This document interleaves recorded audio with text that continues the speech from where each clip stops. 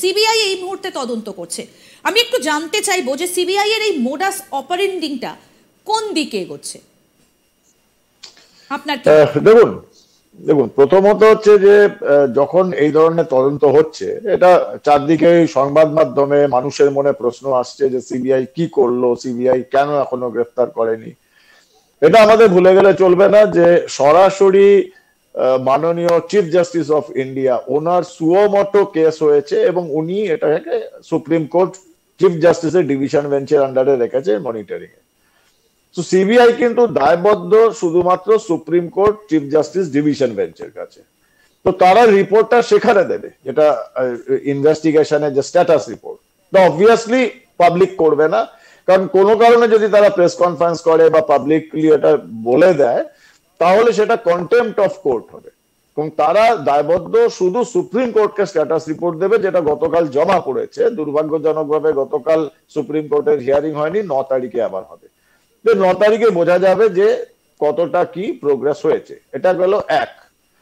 দ্বিতীয় যেটা সিবিআই এর যেটা আপনি বলছেন মোডাস অপারেন্ডি, দেখুন এই যে ঘটনাটা ঘটেছে এটা সারা বাংলা নয় সারা বিশ্ব জানে, এবং এটা আমরা বারবার বলেছি, প্রথম দিন থেকে বলেছি এবং এখনো রিপিটেডলি বলছি গত 1 মাস ধরে প্রায়, যে অত্যন্ত সুপরিকল্পিত ভাবে সুচারুভাবে এই মতো একটা নারকীয় ঘটনার যাবতীয় প্রমাণ লোপাটের চেষ্টা হয়েছে। এবং এটা আমি নিশ্চিত যে এইগুলো সমস্ত সিবিআই কোর্টে, সুপ্রিম কোর্টে তাদের রিপোর্টে প্রমাণ করে দিতে পারবে যে লোপাট কিরকম ভাবে হয়েছে।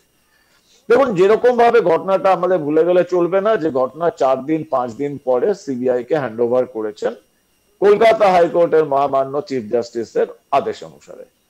তার আগে আমি আবার রিপিট করছি, কোর্ট আনকোর্ট অত্যন্ত দক্ষ, প্রশিক্ষিত, অভিজ্ঞ 2 ধরনের মানুষ রয়েছিল এই প্রমাণ লোপাটের কাজে।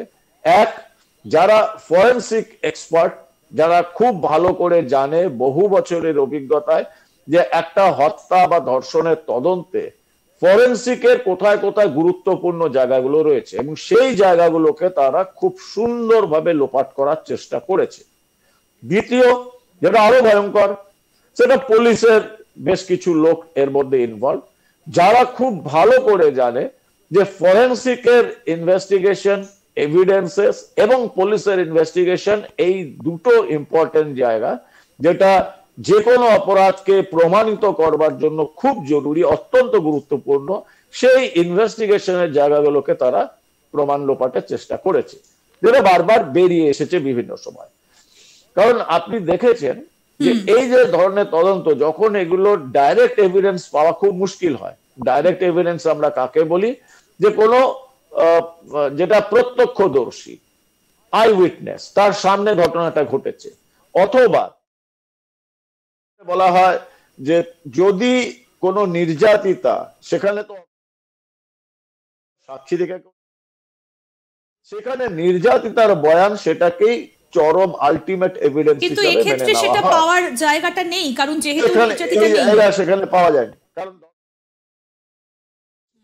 এবার যখন এই ডাইরেক্ট এভিডেন্স গুলো, সিসিটিভি ফুটেজ এবং আই উইটনেস, এই দুটো যখন নেই, তখন যেটাকে আমরা বলি ইনডাইরেক্ট এভিডেন্সেস, সেই ইনডাইরেক্ট এভিডেন্স দিয়ে প্রুফ করা হয়। এবং ইনডাইরেক্ট এভিডেন্সের 3টে জিনিস অত্যন্ত গুরুত্বপূর্ণ। প্রথমে হচ্ছে আপনার সব থেকে ইম্পর্টেন্ট, যেটা কেস ডায়েরিতে মেনশন করা, সেটা হচ্ছে ক্রোনোলজিক্যাল অর্ডার।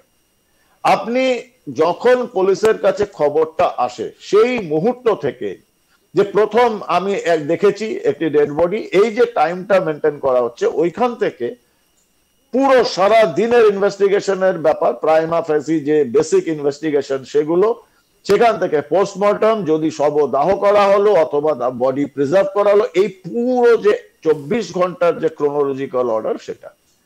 এবং এটা আপনি দেখেছেন যে এই ক্রোনোলজিক্যাল অর্ডার দেখে কিন্তু সারা ভারতবর্ষের মানুষ, আমরা বারবার প্রশ্ন তুলেছি, শুধু আমরা নয়, মহামান্য সুপ্রিম কোর্টের মহামান্য জাস্টিস পারদিওয়ালা, তিনি কোট আনকোট এই অবজারভেশন দিয়েছেন শেষ দিনে।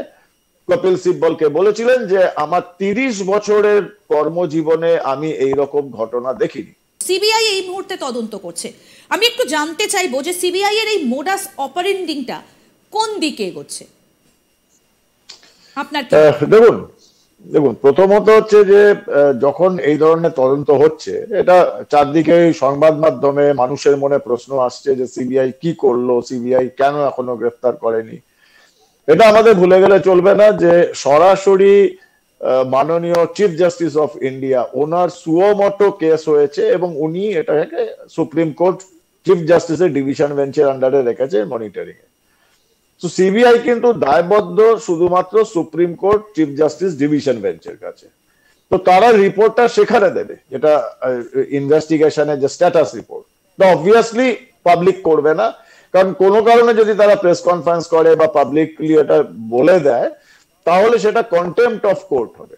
এবং তারা দায়বদ্ধ শুধু সুপ্রিম কোর্টকে স্ট্যাটাস রিপোর্ট দেবে, যেটা গতকাল জমা করেছে। দুর্ভাগ্যজনকভাবে গতকাল সুপ্রিম কোর্টের হিয়ারিং হয়নি, 9 তারিখে আবার হবে। 9 তারিখে বোঝা যাবে যে কতটা কি প্রোগ্রেস হয়েছে। এটা গেল এক। দ্বিতীয় যেটা সিবিআই এর যেটা আপনি বলছেন মোডাস অপারেন্ডি, দেখুন এই যে ঘটনাটা ঘটেছে এটা সারা বাংলা নয় সারা বিশ্ব জানে, এবং এটা আমরা বারবার বলেছি, প্রথম দিন থেকে বলেছি এবং এখনো রিপিটেডলি বলছি গত 1 মাস ধরে প্রায়, যে অত্যন্ত সুপরিকল্পিত ভাবে সুচারুভাবে এই মতো একটা নারকীয় ঘটনার যাবতীয় প্রমাণ লোপাটের চেষ্টা হয়েছে। এবং এটা আমি নিশ্চিত যে এইগুলো সমস্ত সিবিআই কোর্টে, সুপ্রিম কোর্টে তাদের রিপোর্টে প্রমাণ করে দিতে পারবে যে লোপাট কিরকম ভাবে হয়েছে।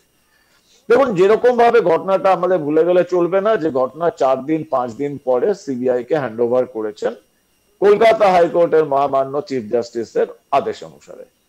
তার আগে আমি আবার রিপিট করছি, কোর্ট আনকোর্ট অত্যন্ত দক্ষ, প্রশিক্ষিত, অভিজ্ঞ 2 ধরনের মানুষ রয়েছিল এই প্রমাণ লোপাটের কাজে।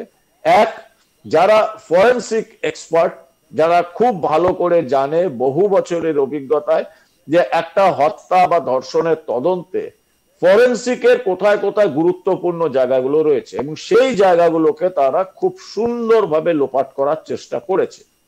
দ্বিতীয়, যেটা আরো ভয়ঙ্কর, সেটা পুলিশের বেশ কিছু লোক এর মধ্যে ইনভলভ, যারা খুব ভালো করে জানে যে ফরেনসিকের ইনভেস্টিগেশন, এভিডেন্সেস এবং পুলিশের ইনভেস্টিগেশন এই দুটো ইম্পর্টেন্ট জায়গা, যেটা যে কোনো অপরাধকে প্রমাণিত করবার জন্য খুব জরুরি, অত্যন্ত গুরুত্বপূর্ণ। সেই ইনভেস্টিগেশনের জায়গাগুলোকে তারা প্রমাণ লোপাটের চেষ্টা করেছে, যেটা বারবার বেরিয়ে এসেছে বিভিন্ন সময়। কারণ আপনি দেখেছেন যে এই যে ধরনের তদন্ত, যখন এগুলো ডাইরেক্ট এভিডেন্স পাওয়া খুব মুশকিল হয়। ডাইরেক্ট এভিডেন্স আমরা কাকে বলি? যে কোনো যেটা প্রত্যক্ষদর্শী,